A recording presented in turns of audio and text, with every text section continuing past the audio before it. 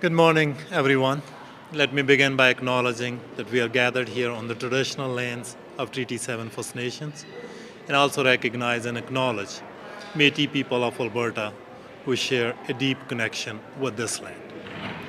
I'm joined here today by Ricky Brar, a homeowner here in Northeast Calgary, and by Alberta NDP's leader, Rachel Notley. As we all know, on June 13, 2020, a terrible hailstorm swept through our communities and caused a huge amount of damage to our homes and vehicles. It was the fourth most expensive natural disaster in Canadian history. Homes were destroyed, vehicles were written off, and many had parked and left uninsured as the economy slowed down due to the COVID-19 pandemic. But what made things much worse was that the UCP refused to use the disaster recovery program to cover hail damage in Northeast Calgary. And they refused to help people getting the runaround from their insurance company. Many people learned that summer that we can't trust the UCP. Repairing the storm damage has been extremely expensive for families here in Northeast Calgary. And then so many, including Ricky Brar, have been hit with massive increases to their premiums. In Ricky's case, he paid nearly double what his insurance provided to repair his home. And now his home insurance premium have tripled. This isn't right. Ricky will tell you in a minute that he is now considering moving from the community of Cityscape altogether. And he's far from alone. I hear from so many of my constituents and residents in Northeast Calgary who fear another hailstorm and further damages to their properties, and that they will have to ultimately pay for. And that is why I'm so honored to have Rachel here in Northeast Calgary for a critical commitment from Alberta's NDP to my constituents and residents in Northeast Calgary. And I will now turn things over to Rachel Notley. Thank you, Irfan. And thank you, Ricky, for joining us today. I'm so sorry for what you and so many other families in this community have gone through over the past several years. As Irfan said, it's been almost 2 years since that terrible storm swept through northern Calgary. Irfan and I were here immediately afterwards, and we walked around Saddle Ridge and Taradell and Cornerstone, and we visited the Safeway there too. And the amount of destruction was absolutely shocking. We saw windows smashed, siding torn off houses, and vehicles completely beaten up and undrivable. And we met so many families who were worried about how they were going to keep the wind and the rain out of their homes, and how they were going to drive to work or to school, or even to buy groceries. And of course, people were very worried about how much all of this was going to cost them. We know now that there was about $1.2 billion worth of damage. That was a very, very tough day. But for many people, it was actually just the beginning. A lot of people did not have hail insurance, and the UCP refused to help them. And even those families that did have hail insurance had to struggle to get the insurance companies to pay up. Irfan still hears from people in his constituency office who are attempting to settle claims with insurance companies and who are asking him for his help. And again, those people call because there's no help coming from the UCP despite repeated promises to the contrary. So we called, and Irfan called, for this government to use the disaster recovery program to cover losses for people without hail insurance. We called for more resources to accelerate claims processing and also support for residents who were navigating their insurance claims and needed help advocating for fair compensation and payout. And we called for the UCP to address the lack of coverage for taxi owner-operators. And guess what? They didn't do any of those things. Thankfully, however, some levels of government did step up to try and do their part. And I want to commend the City of Calgary for their efforts to help families and businesses whose properties were damaged by the storm. They stepped up with a resilient roofing rebate program to provide up to $3,000 to help people replace a damaged roof with one that is more resilient or resistant to hail. You can tell it's a good program because way more people want to use it than the city had expected. And at the same time, the financial resources of the City of Calgary are limited. Notwithstanding that, to date, they've helped more than 1,000 families, with another 300 to come. But there's more than 1,500 more households who are eligible, who applied, and who have received nothing. Ricky is among one of those who applied, and to date, he's received no funding. The city is considering further assistance for this program, but their budget is tight as they grapple with numerous cuts to critical grants imposed by the province. And as they struggle with no long-term funding because the UCP ripped up the city charter agreement that we had put in place when we were in government. So none of this is right. The residents of Northeast Calgary need reassurance. They should not spend the coming months staring fearfully at the sky, wondering if the next storm is the one that will push them into complete financial ruin. So I want them to hear me on this. Should we form government, Alberta's NDP will be there for you. And we will make two commitments when it comes to the citizens of Northeast Calgary. First, if I'm elected Premier in the next election, our NDP government will provide the money for the city to help every eligible household get that hail-resistant roof program. This to me is a no-brainer. Providing money for people to better protect their homes proactively will save all of us money in the long term. We'll be there to backfill the city program and ensure homeowners like Ricky get the support they asked for. And then there are the long-term cost implications of the damage that has already occurred. I don't accept that Ricky's home insurance should triple with little or no ability for him to appeal. He's now left to worry that the value of his home has taken a serious hit, and as Irfan said, he's actually thinking about moving. The threat of hailstorms should not be driving people from these communities. That's wrong.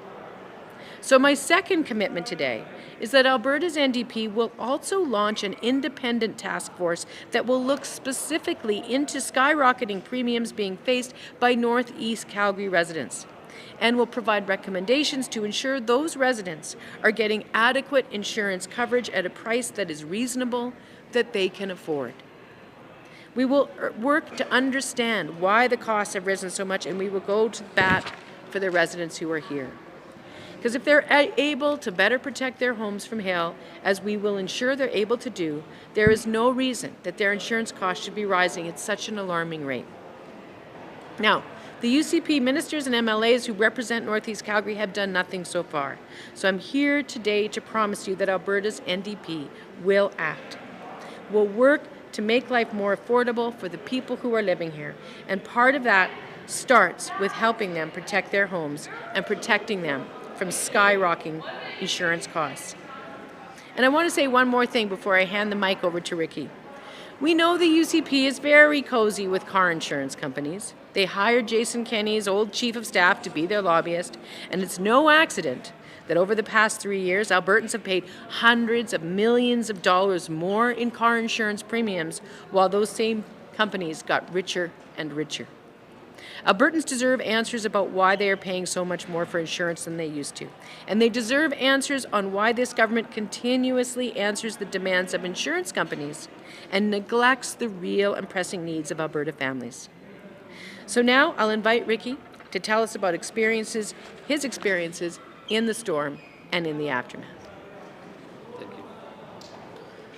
Thank you, Rachel, and thank you, Irfan, so much for being here today and helping out families like mine.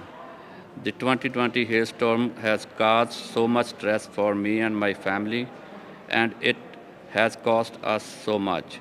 I received about $53,000 to repair my home after the damage that was caused, but the total cost of the repairs was more than $70,000. And now My home and auto insurance increased approximately 2,000 annually. This comes on the top of rising costs and so many other expenses due to surging inflation. This isn't right. As Irfan said, we are now considering moving as we can't bear to go through another storm. And all of the stress that it caused, we applied for the city program, but have not received any fund. We could certainly use the help to protect our home, and we are far from alone. So thank you, Rachel. Thank you, Irfan, for stepping up today to help my family. Thank you.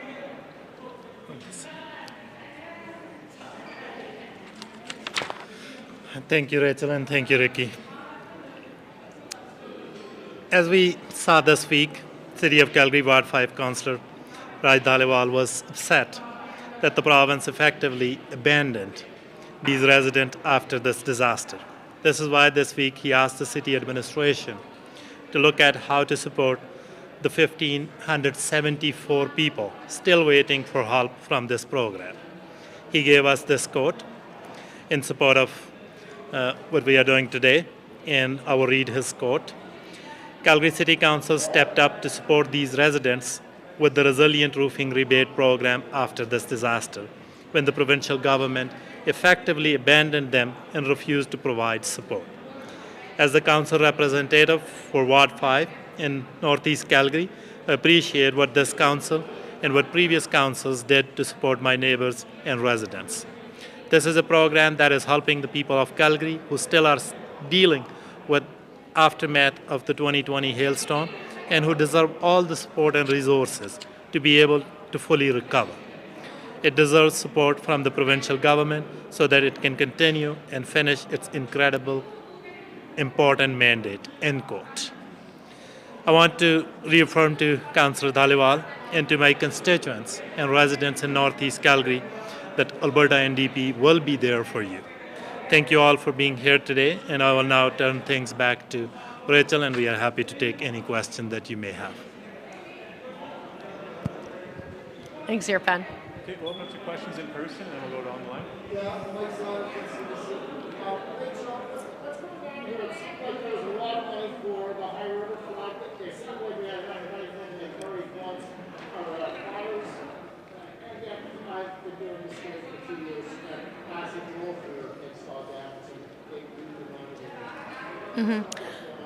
Well, I mean, I guess we can all speculate. I guess the most obvious thing that I can say is that this UCP government is taking this community for granted, and they don't seem to care about the very serious struggles that families in Northeast Calgary are experiencing.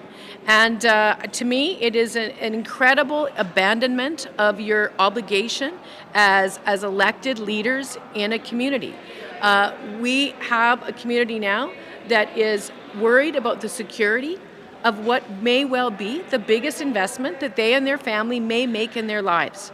And it is simply not acceptable that the government isn't providing support to help with the repairs that were necessary. And it's also not acceptable that they're not able to get the level of insurance payout that the disaster caused. And it's also not acceptable that now we see premiums shooting up so that some people can't even get insurance.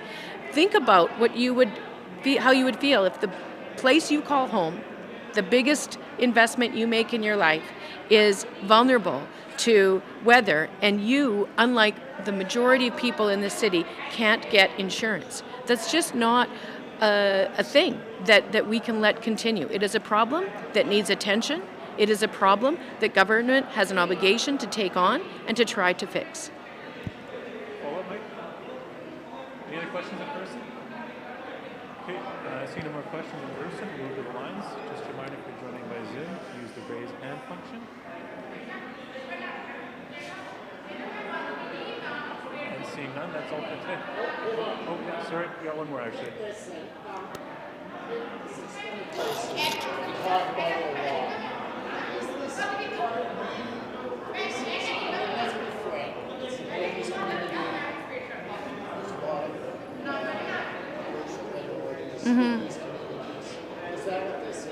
Well, there's no question that the failure of this government to act on behalf of the residents of this community has a disproportionate effect on particular ethnic communities, since that is who lives in this community. And so there's a tremendous lack of unfairness. So I can't speculate what is driving the decisions being taken by this government. All I can see is what the outcome is. And the outcome is that a certain community is not getting the kind of support that they need from their government, while other communities have gotten considerably more. And regardless, though, the issue is that there is an opportunity for this government to do the right thing. And I would urge them, on behalf of the people of this area of Calgary, for this government to take that opportunity. Yes.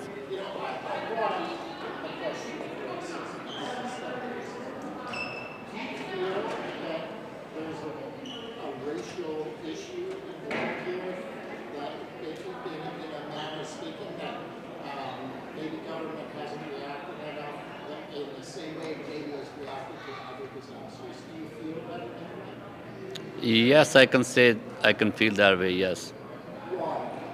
Because this is Northeast, and this is almost, I can say, immigrant people over here.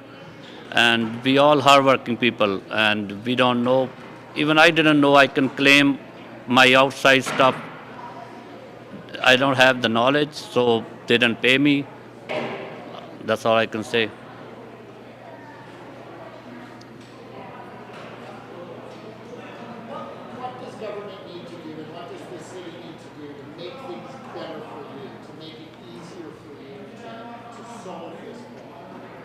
Solve this problem. First of all, they have to pay right away, because we fix our house after 1 year, because this is a long process.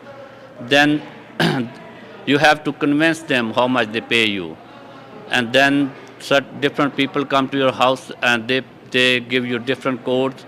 By the time you get the money, supply and demand, right? That time more people want to do work, they charge you double. So when you get the money, that money not enough for you. Do you feel you've been taken advantage of? Yeah, I can say. Yes. So you haven't been treated fairly by people, representatives of government, insurance companies? I think that time the government need to fix it, because who was the minister that time, or the MLA, they have to come forward, and even the city councillor, they have to take the step and fix this issue. How does this now make you feel about immigrating to Canada and being in Alberta? When you feel treated like this? That's the reason, because this hailstorm hit twice on me. First, in 2016, I lost 2 cars, and this hailstorm, I lost 2 cars and a house. So I'm planning to move another community. Thank you. The moment pass for questions on the line. And the one thing, I will say one thing in answer to that one concern that Irfan recommended, oh gosh, it'd be about 1.5 years ago now, is when we talked about calling on the government to set up resources or an office that would help folks in this community navigate their insurance claims. We actually asked that they also include people with different languages to help support folks where English wasn't their first language, so that they could have an advocate who would effectively help them navigate the ins and outs of an insurance company policy payout. And doing that would have addressed what would have otherwise been and may otherwise be an element of disadvantage arising from the fact that English is not the first language of many folks here. Yep. Okay, and I see no more questions. That's all for today. Thank you. Thank you much for watching, and to learn more, check out albertasfuture.ca.